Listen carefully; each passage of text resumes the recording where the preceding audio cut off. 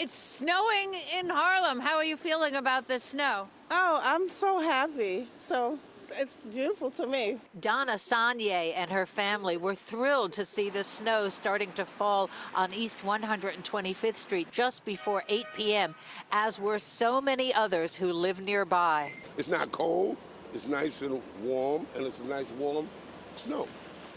Ain't nothing wrong with it. Now when that blizzard come, you ain't gonna be able to find me out here.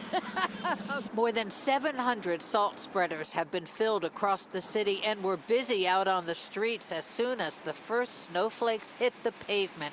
But the 2,000 plows attached to collection trucks had to wait until a plowable depth of snow, which is 2 inches, has fallen.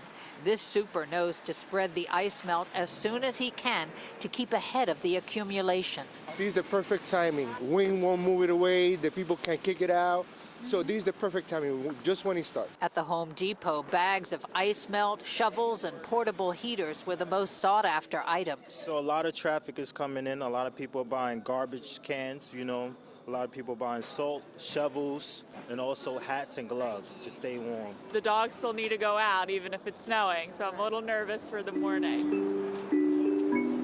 At an outdoor installation called Winter Glow in Madison Square Park, visitors to New York City were hoping for an urban winter wonderland this weekend. We're just excited to have a snowstorm here in New York City. We're from Wisconsin and we love snow. Let it snow! Back on 125th Street at the Pretty Palace, master barber Dwayne Clark was working late inside as the snow started to stick outside. It's a beautiful thing. I love Mother Nature.